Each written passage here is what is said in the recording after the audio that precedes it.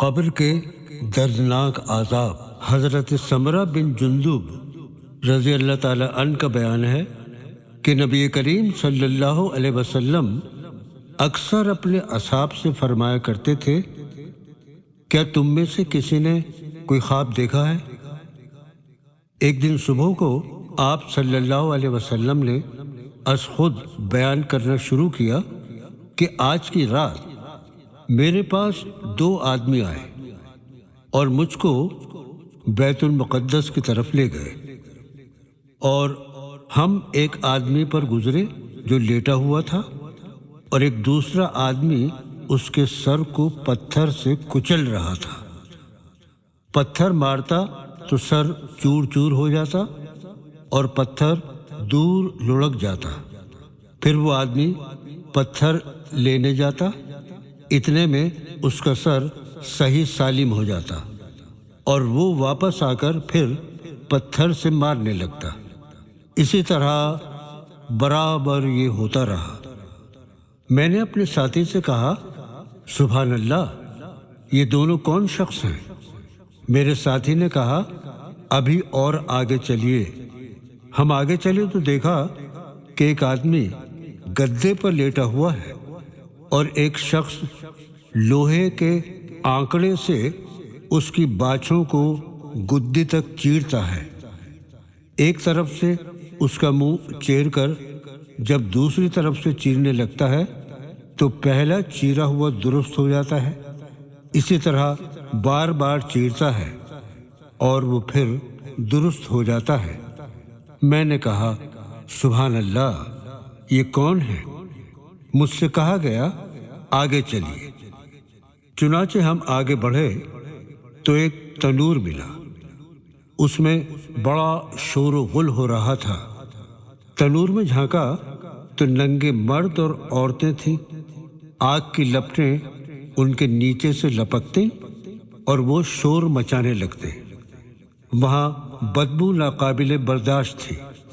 میں نے پوچھا، یہ کون ہے؟ مجھ کو حکم ہوا، ابھی اور آگے چلیے۔ ہم ایک نہر پر گزرے جس کا پانی خون کی طرح سرخ تھا۔ اس میں ایک آدمی تیر رہا تھا اور ایک دوسرا آدمی نہر کے کنارے بہت سے پتھر لیے کھڑا ہوا تھا۔ وہ تیرنے والا جب کنارے پر آتا تو اپنا منہ کھول دیتا اور کنارے والا آدمی ایک پتھر اس کے منہ میں لقمے کے طور پر ڈال دیتا۔ اسی طرح بار بار ہوتا رہا۔ میں نے پوچھا، یہ کون لوگ ہیں؟ جواب ملا، ابھی اور آگے چلیے۔ ہم چلے تو ایک انتہائی بدصورت آدمی پر گزرے۔ اس کے پاس آگ تھی، وہ آگ کو سلگاتا اور اس کے گرد چکر لگاتا۔ میں نے پوچھا، یہ کون ہے؟ جواب ملا، ابھی اور آگے چلیے۔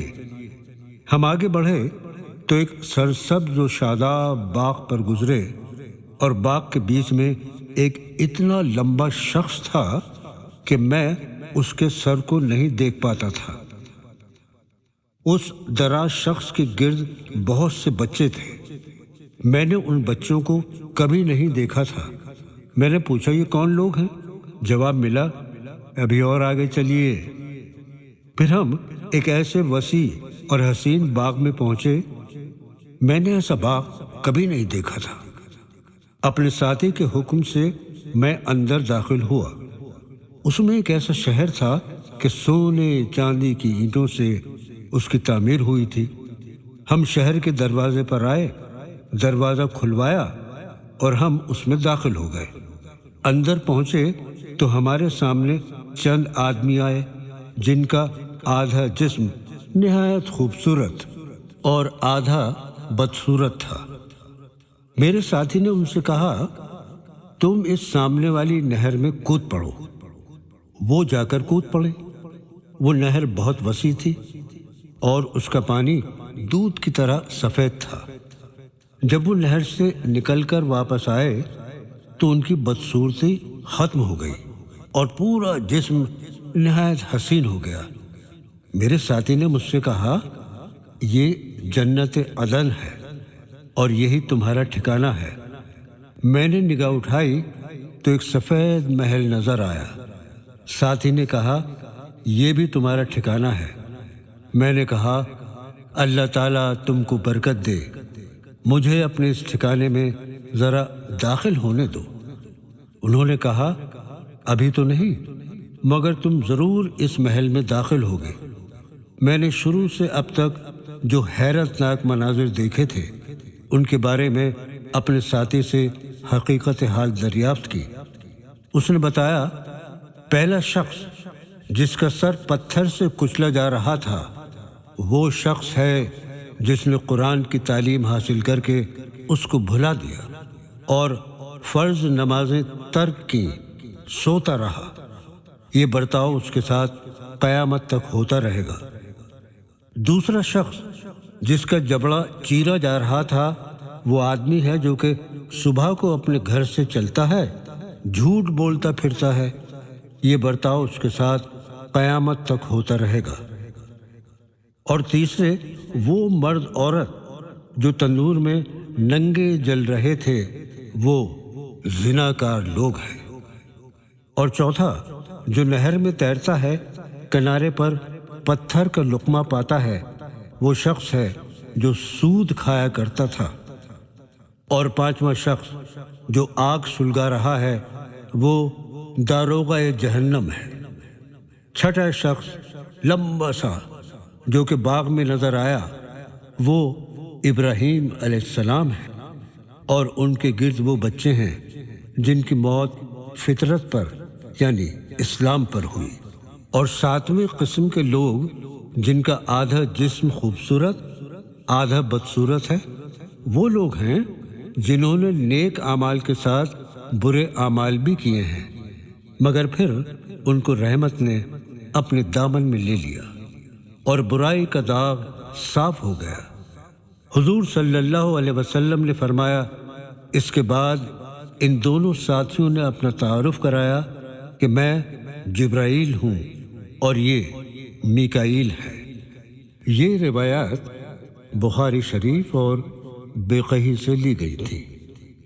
علماء فرماتے ہیں کہ یہ حدیث عذاب برزخ کے ثبوت میں نص صریح ہے، کیونکہ انبیاء کا خواب سچا ہوتا ہے اور واقعے کے مطابق ہوتا ہے۔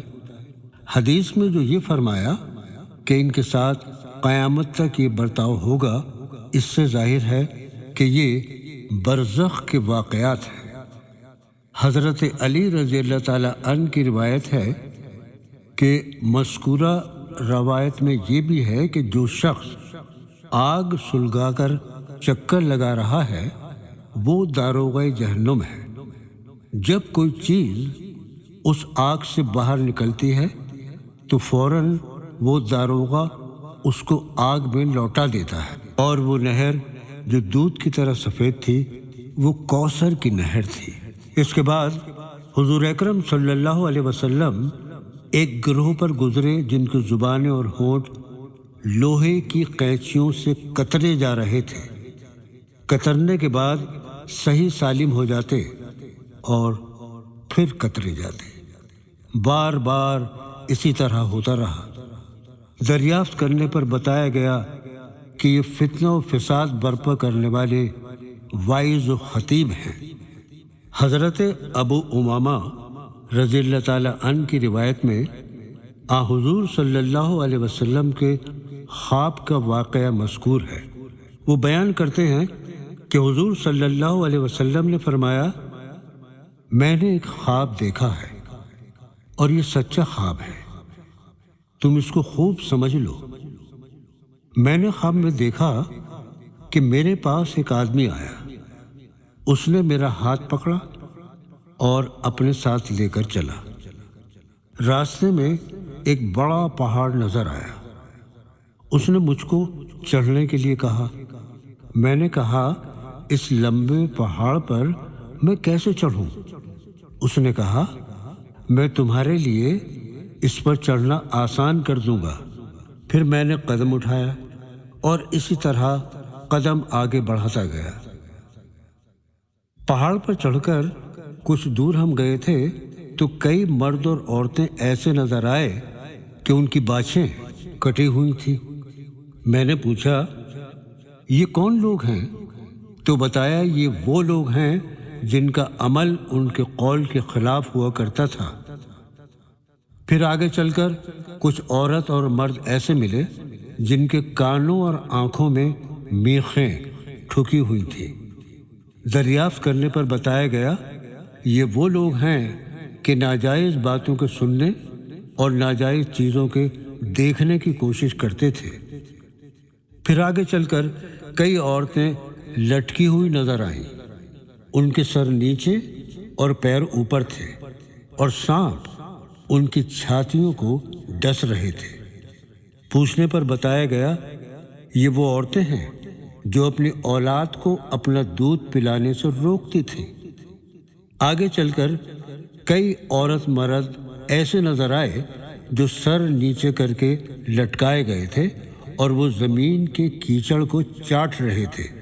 پوچھنے پر بتایا گیا یہ وہ روزدار ہیں جو وقت سے پہلے روزہ کھول دیتے تھے۔ اللہ تبارک و تعالی ہم سب کو گناہوں سے بچائے، نیک راستے پر چلنے کی توفیق عطا فرمائے، آمین ثم آمین۔